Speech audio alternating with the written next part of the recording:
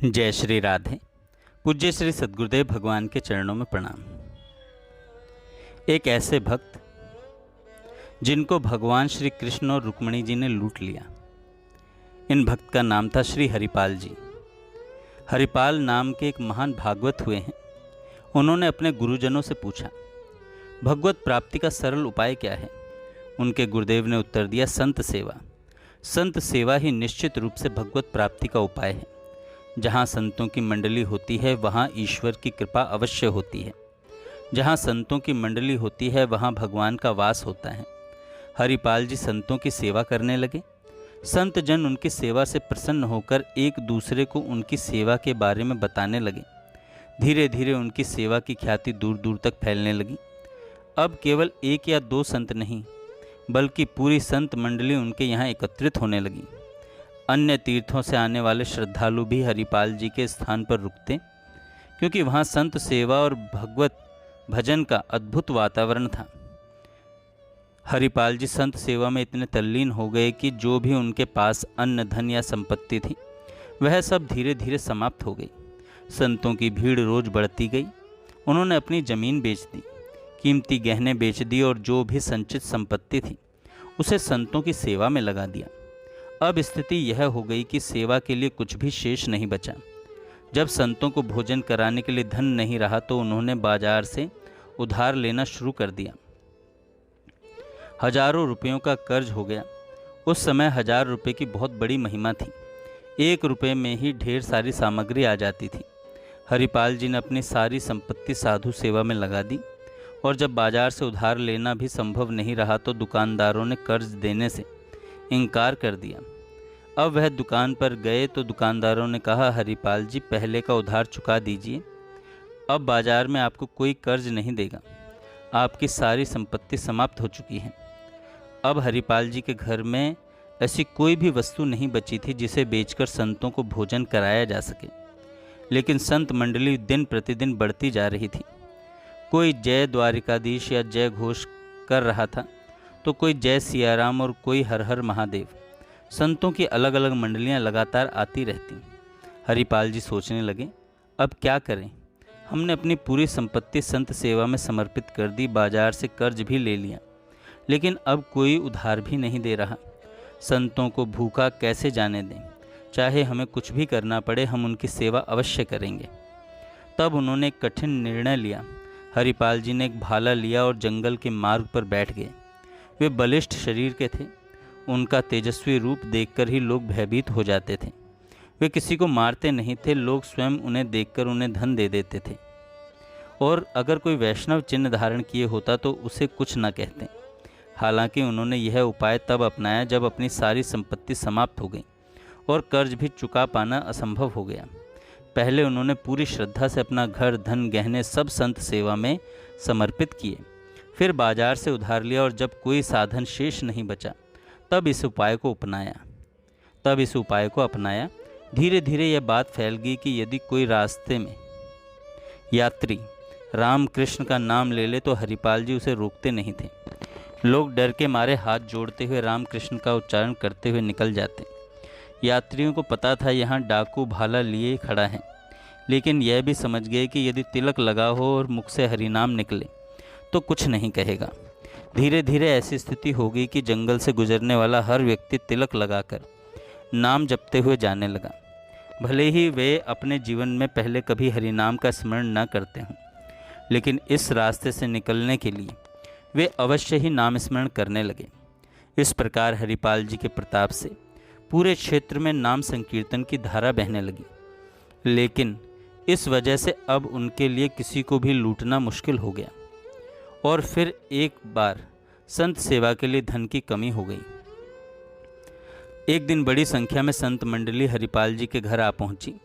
हरिपाल जी बड़े हर्षित हुए। अपनी पत्नी से बोले, आज तो हमारे बड़े भाग खुल गए कि हमारे घर संत पधारे हैं। लेकिन अगले ही क्षण उन्हें चिंता ने घेर लिया। भोजन की कोई व्यवस्था नहीं, बाजार से उधार लेना अब संभव नहीं और हमारे पास कुछ भी नहीं बचा है। पत्नी ने कहा, घर में अन्न का एक भी दाना नहीं है। संतों को भूखा प्यासा कैसे जाने दें। यह तो बहुत बड़ा अनर्थ हो जाएगा। हरिपाल जी ने कहा, क्यों न पड़ोस से कुछ मांग लें। उनकी पत्नी आस पड़ोस में मदद मांगने गई, लेकिन जैसे ही वे किसी के द्वार पर पहुंचती और कहती, संत आए हैं, लोग दरवाज़ा बंद कर लेते। पहले ही बहुत बार संत सेवा के नाम पर हरिपाल जी ने बहुत कुछ मांग लिया था। अब कोई भी देने को तैयार न था। थकी हारी वे वापस लौटी और दुखी होकर बोली, अब कोई भी कुछ देने को तैयार नहीं। आपके संत सेवा के व्यवहार का ऐसा प्रभाव हुआ है कि लोग देखते ही दरवाज़ा बंद कर लेते हैं। हरिपाल जी मुस्कुराए और बोले, कोई बात नहीं। जब सब रास्ते बंद हो जाते हैं तब केवल भगवान का सहारा होता है। हरिपाल जी अपने मन में विचार कर रहे थे। गुरुदेव ने कहा था कि संत सेवा से भगवान की प्राप्ति होती है। प्रभु आप मिलें या ना मिलें, लेकिन आज संत हमारे घर से भूखे ना जाएं। कोई उपाय नहीं सूझ रहा, प्रभु कृपा करो। उधर भगवान श्री कृष्ण द्वारका में रुक्मिणी जी के साथ विराजमान थे। अचानक उन्होंने सोचा, हरिपाल जी ने पुकार लगाई है, संत सेवा के लिए वे संकट में हैं। भगवान तुरंत अपनी लीला रचने के लिए तैयार हो गए। उन्होंने रत्नों से जटित मुकुट, कुंडल, करधनी, बाजूबंद और दिव्य आभूषण धारण कर लिए। रुक्मिणी जी ने पूछा आश्चर्य से, प्रभु आप इतने दिव्य आभूषण क्यों पहन रहे हैं? यह नया श्रृंगार क्यों? भगवान मुस्कुराए और बोले, हमारा भक्त संकट में है, आज हम उनके दर्शन करने जा रहे हैं। रुक्मिणी जी बोली, यदि आप इतने महान भक्त के दर्शन करने जा रहे हैं तो मैं भी चलूँगी। भगवान बोले, ठीक है, लेकिन ध्यान रहे, कोई भी भगवत चिन्ह धारण मत करना, कोई भगवत चर्चा नहीं करनी, केवल सांसारिक आभूषण पहनकर चलना। रुक्मिणी जी को और भी आश्चर्य हुआ, प्रभु ऐसा कौन सा भक्त है जो भगवत चर्चा और चिन्हों का विरोध करता है? भगवान हंसते हुए बोले, बस तुम चलो, दर्शन से निहाल हो जाओगी। भगवान और रुक्मिणी जी अत्यंत वैभवशाली वेश में हरिपाल जी के गांव पहुँचे। गांव के बाहर ही उन्होंने रुककर संदेश भेजा, हम सेठ सेठानी हैं और जंगल में यात्रा कर रहे हैं। हमें मार्ग सुरक्षित पार करवाने के लिए किसी की सहायता चाहिए। हरिपाल जी को जैसे ही यह समाचार मिला उनका मन प्रसन्न हो गया। उन्होंने सोचा, अरे यह तो स्वयं भगवान की कृपा हुई। इन धनिकों की मदद से संतों की सेवा का प्रबंध हो सकता है। हरिपाल जी बाहर आए और देखा तो दो अति सुंदर रत्न जटित आभूषणों से सुसज्जित स्त्री पुरुष खड़े हैं। भगवान बोले, हमारे पास स्वर्ण मुद्राएं हैं, यदि तुम हमें जंगल पार करवा दो तो हम कुछ धन तुम्हें दे देंगे।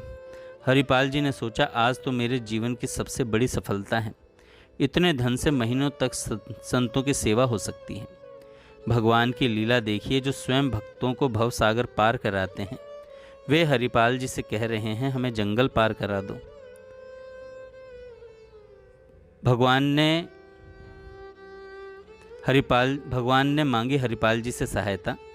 हरिपाल जी को शक न हो इसलिए भगवान उनसे व्यापारियों की भांति वार्तालाप करने लगे। भगवान बोले, हम बड़े व्यापारी हैं, हमारे पास बहुमूल्य आभूषण और स्वर्ण मुद्राएं हैं। हमें जंगल पार करना है, लेकिन वहाँ लुटेरों का भय है। यदि तुम हमारी सहायता करोगे तो हम तुम्हें 1 स्वर्ण मुद्रा देंगे। हरिपाल जी भीतर ही भीतर प्रसन्न हुए। हरिपाल जी ने भगवान से कहा, आप निश्चिंत रहें, मैं आपको जंगल पार करा दूंगा।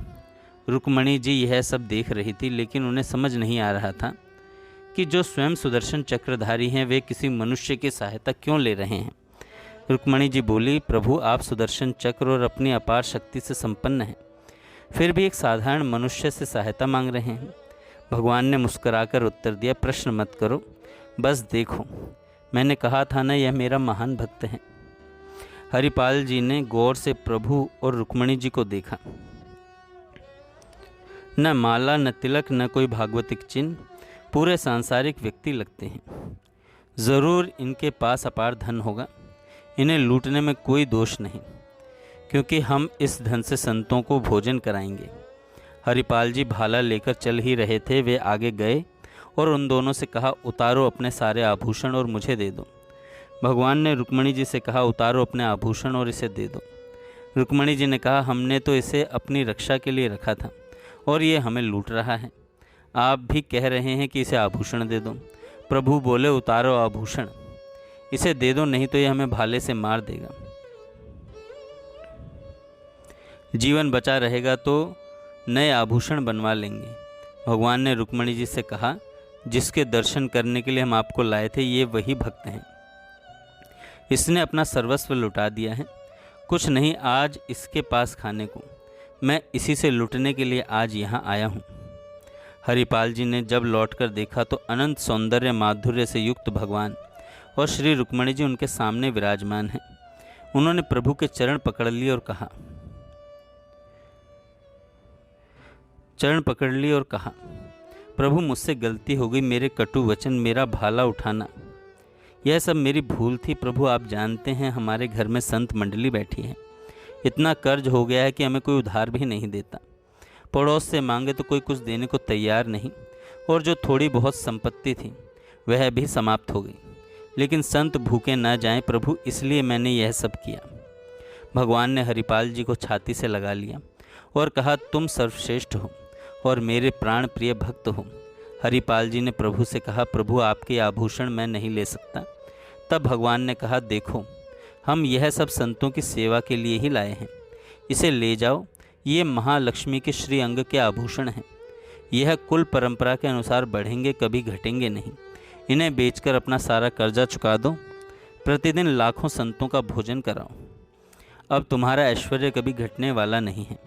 तब हरिपाल जी ने भगवान से प्रार्थना की, प्रभु इस घटना के बारे में किसी से मत कहना, नहीं तो सभी भक्त यह कहेंगे कि भगवान अपने भक्तों पर इतना स्नेह लुटाते हैं और यह भक्त भाला लेकर उन्हीं भगवान को लूटने निकला।